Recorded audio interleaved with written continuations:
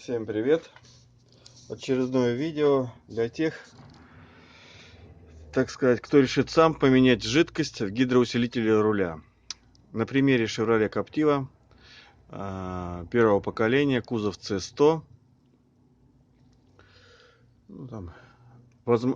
Также это видео подойдет для тех, у кого просто гидроусилитель руля. И, значит, у вас возникло желание либо по пробегу, либо по какой-то причине заменить жидкость в этом бачке. Что для этого нужно? Ну, первое, что мы приготовим, это полторашку обычную, пустую, без крышки. Жидкость для гидроусилителя руля. В данном случае я заливал АТФ 3 Декстрон. Допуск для Chevrolet здесь есть на задней стороне. Для более свежих моделей также рекомендуют Декстрон уже 6.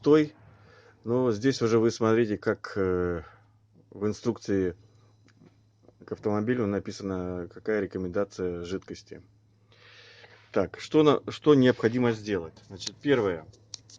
В бачке ГУРа у Chevrolet Captiva первого поколения, а также, возможно, и следующих поколений, значит, здесь на обратке стоит клапан. Берем, отсоединяем шланг обратки. Он находится вот здесь. Вот, снимаем его со штуцера. Жидкость никакая не потечет, потому что здесь стоит клапан. Можно спокойно снимать этот шланг. Этот шланг мы вставляем, установив пластиковую бутылку вот здесь вот, и шланг вставляем в нее. Вот, чтобы жидкость, отработанная, старая, грязная, попадала именно в эту бутылку. Далее открываем крышку бачка гидроусилителя руля. Можно откачать шприцом отсюда старую жидкость, можно не откачивать. Значит, два передних кольца желательно поддомкратить любыми домкратами. Это сделается для того, чтобы просто рулем было легче крутить. Значит, поддомкратили, садимся за руль, не заводя машину, разблокировав руль. Крутим от упора до упора. Достаточно раза два, влево-вправо.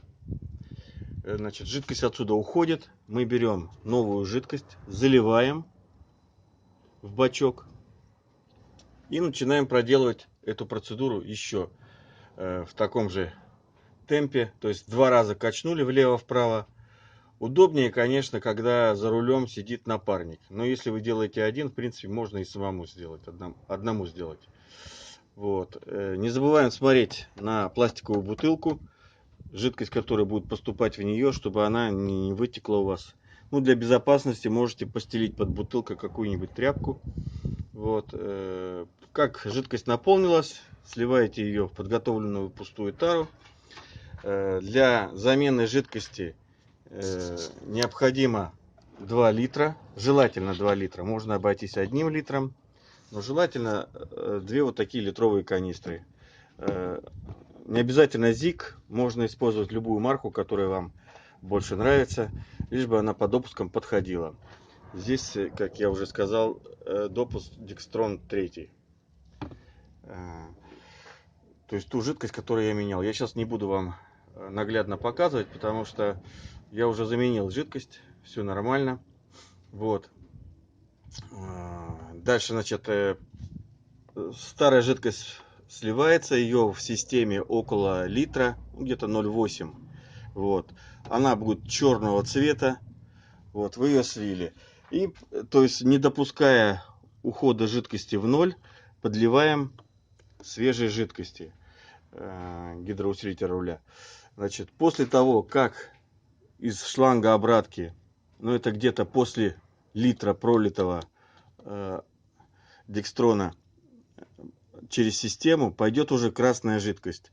Можно, в принципе, процедуру заканчивать, но чтобы промыть систему, можно использовать и вторую бутылку проливаем ее до уровня минимум. То есть, чтобы у вас в бутылке оставалась еще жидкость на доливку. Значит, пролили до минимума. Шланг ставим на место. Соединяем. Далее рулем еще раз прокручиваем от упора до упора, чтобы не закрывая крышки, чтобы вышел воздух. Вот. Затем, значит, уровень, вот здесь вот есть указатели, минимум и максимум.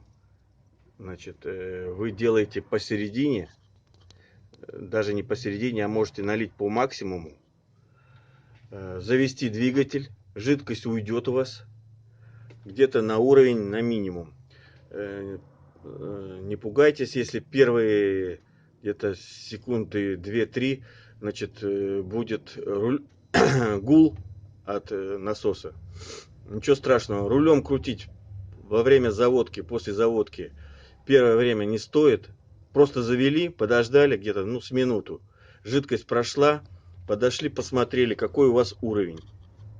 Вот. Если уровень опустился, например, ниже отметки минимум, доливаете посередине между минимумом и максимумом и рулем крутим влево-вправо от упора до упора. Ну, сколько? Ну, там на ваше усмотрение раза 2-3. То есть дошли в одну сторону 3 раза, в другую сторону 3 раза. Все. После этого закрываем автомобиль, опускаем на землю, закрываем капот. Нужно проехаться, взять с собой обязательно канистру. Вот. После того, как вы проедете, покатаетесь, может быть, там день покатаетесь, вечером обязательно посмотрите уровень жидкости. За целый день она должна, как говорится, выровняться и остановиться на какой-то определенной отметке. Если ее будет не хватать, на горячий уровень жидкости должен приближаться к максимуму. То есть уровень макс. На холодную он будет около минимума. Ну вот в данный момент у меня машина остывшая. Вы видите, она чуть выше отметки минимум.